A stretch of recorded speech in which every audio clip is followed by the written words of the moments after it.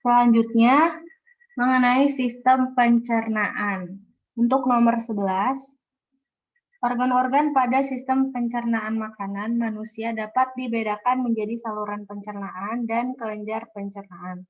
Berikut ini secara berurutan, organ yang merupakan saluran dan kelenjar pencernaan adalah untuk pilihan A, lambung dan usus halus, keduanya merupakan saluran pencernaan. Pilihan B, pankreas dan hati, merupakan kelenjar pencernaan. Yang C, usus halus, itu saluran pencernaan. Hati itu kelenjar pencernaan paling besar. Lambung juga saluran pencernaan.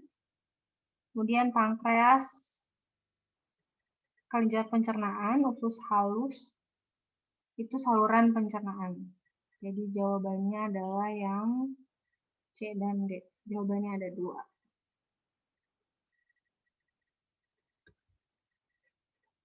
Ini merupakan gambar dari sistem pencernaan makanan tubuh manusia. Untuk yang pertama, mulut. Nah, di mulut ini terjadi pencernaan kimiawi dan mekanik. Untuk pencernaan mekanik, si makanan itu dilembutkan oleh gigi. Nah, untuk pencernaan kimiawinya ada salivary glands atau kelenjar ludah yang mengeluarkan enzim amilase atau ptialin yang akan merubah amilum atau bentuk karbohidrat kompleks menjadi maltosa atau lebih sederhana. Jadi kalau misalnya makan nasi terlalu lama di mulut, itu lama-lama si nasinya akan menjadi lebih terasa manis, sedikit manis.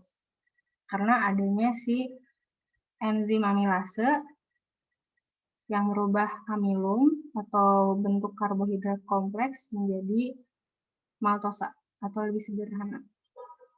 Kemudian akan masuk ke esofagus. Di sini ada gerakan peristaltik. Kemudian dia masuk ke lambung. Nah, di lambung ini akan terjadi penambahan enzim. Misalnya untuk protein itu akan diubah menjadi pepton oleh enzim pepsin. Kemudian ada enzim renin yang merubah kaseinogen susu menjadi kasein. Dan juga di lambung itu ada HCl yang fungsinya itu untuk membunuh kuman dan mengaktifkan pepsinogen menjadi pepsin. Selanjutnya makanan akan masuk ke usus halus. Yang di usus halus ini merupakan muara dari kelenjar-kelenjar seperti hati, pankreas, itu akan bermuara di usus halus. Nah, di usus halus ini ada proses penyerapan karbohidrat, protein, dan lemak. Untuk proses penyerapan karbohidrat sendiri itu dibantu oleh enzim amilase, maltase, laktase. Pokoknya kalau akhirannya se berarti dia enzim. Kalau akhirannya sa berarti dia gugus gula. Nah, jadi karbohidrat itu kan bentuk kompleks. Nah, yang diserap oleh tubuh itu dia bentuk sederhananya. Kayak maltosa, sukrosa, nah itu yang diserap oleh tubuh di dalam usus halus. Kemudian untuk protein, itu ada enzim trypsin yang akan merubah protein menjadi asam amino atau bentuk terkecil dari protein. Kemudian untuk lemak, ada enzim lipase yang akan merubah asam lemak menjadi gliserol. Setelah itu ia akan masuk ke usus besar. Di situ akan diatur kadar airnya, kemudian akan dibusukkan oleh si Escherichia coli, si organisme prokariotik yang hidup di usus halus manusia. Kemudian setelah itu, feses akan disimpan sementara di rektum, kemudian dia akan keluar melalui anus. Itu perjalanan singkat mengenai sistem pencernaan manusia. Untuk materinya lebih jelas, kalian bisa buka web materi 78.files. Di situ ada materi biologi yang lengkap dari mulai kelas 10 sampai kelas 12. Materi yang lain juga ada, kimia, fisika juga ada. Silahkan buka filenya. Tinggal kalian download dan itu gratis.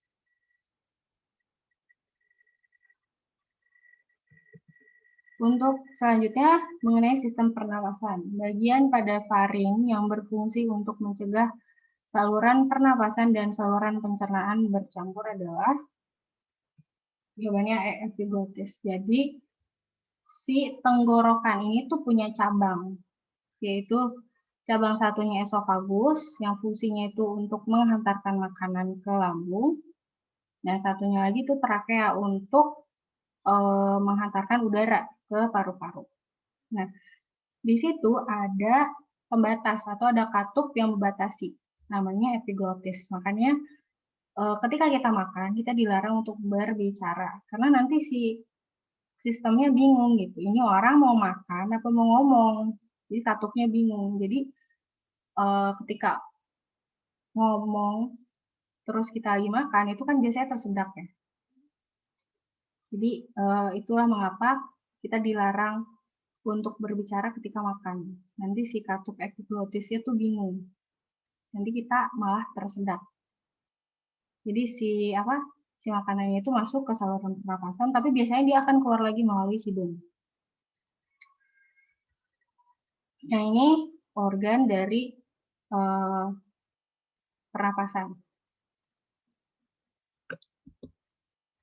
Bisa kalian pelajari lebih lanjut masih file yang sama di materi 78.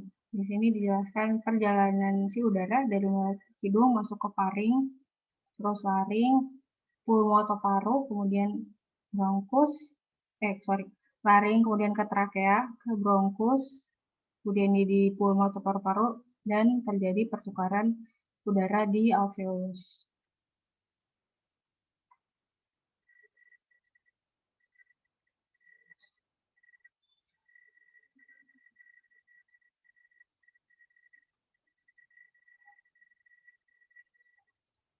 Kalau esofagus itu enggak ya, esofagus itu dia ada di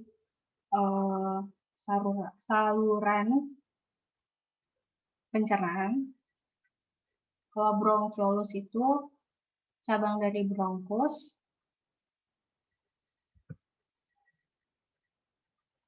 Nah, si laring ini cabang dari faring. Nah, ini alveoli atau alveolus yang biasanya terjadi pertukaran gas antara CO2 dan oksigen. Kemudian selanjutnya sistem ekskresi. Hasil tes urin milik Pak Baskara menunjukkan adanya glukosa. Hal ini disebabkan adanya kelainan fungsi ginjal pada bagian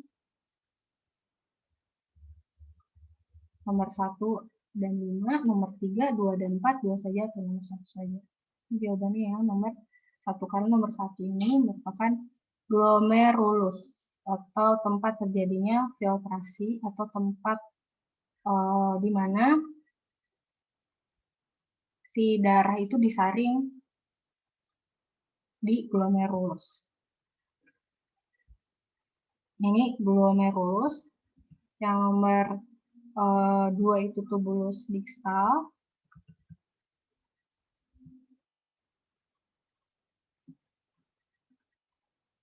Nah, di mana?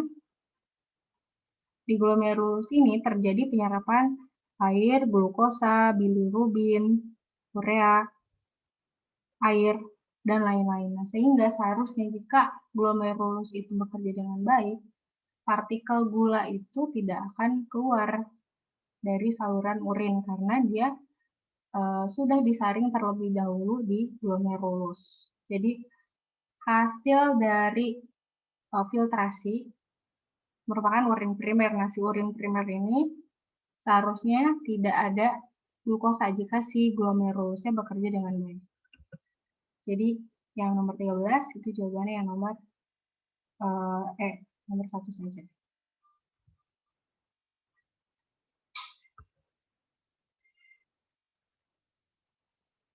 Selanjutnya, tidak ada gerak refleks yang dikendalikan oleh kemauan secara sadar, sebab tidak ada gerak refleks yang diolah di otak. Ini jawabannya yang A ya.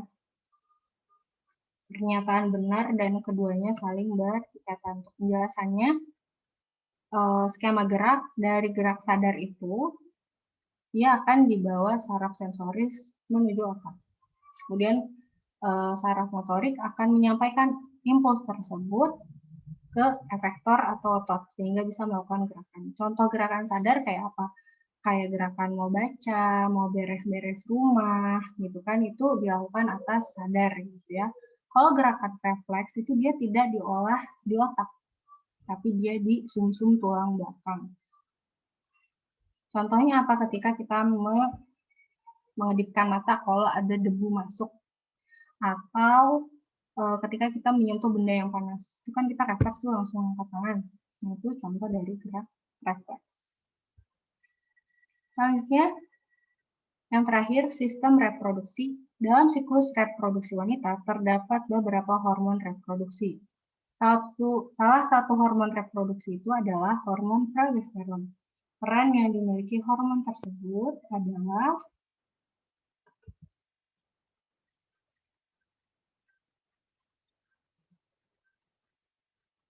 ini jawabannya yang menyebabkan sekresi endometrium dan mempengaruhi pertumbuhan sel-sel kelenjar payudara.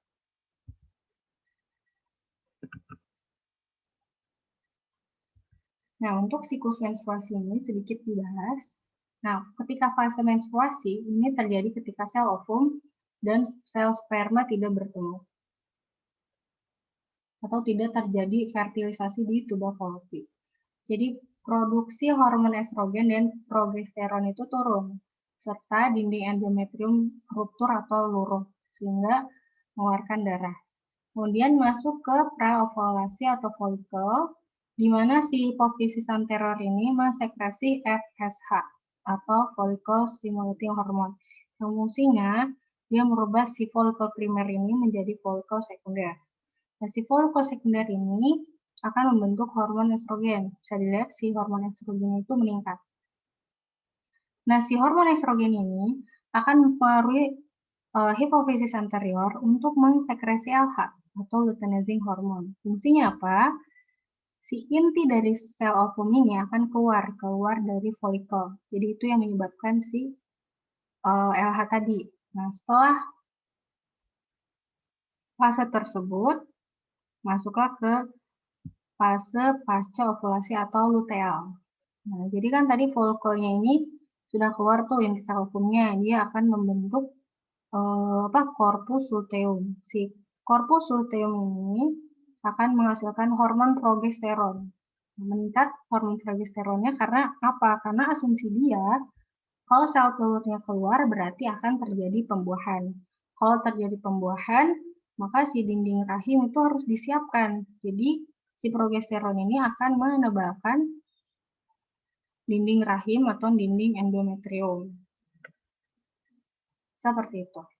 Selain untuk menebalkan dinding endometrium, si progesteron ini juga berfungsi sebagai tadi mempengaruhi pertumbuhan sel-sel kelenjar payudara karena yaitu tadi asumsi dia ketika sel ovumnya lepas itu akan terjadi fertilisasi atau pembuahan, di mana akan berkembangnya janin. Kalau janin berkembang berarti harus disiapkan kan, disiapkan sel-sel kelenjar payudaranya gitu. Nah, biasanya nih kalau menjelang menstruasi gitu ya, untuk wanita itu biasanya si bagian payudaranya itu kadang suka sakit atau kadang bengkak kayak gitu. Nah, itu merupakan salah satu pengaruh dari si progesteron. Oke, udah selesai pembahasannya. Mohon maaf atas segala kekurangan. Kalian bisa baca lagi materinya. Jika mau PPT-nya bisa langsung hubungi saya. Terima kasih. Wassalamualaikum warahmatullahi wabarakatuh.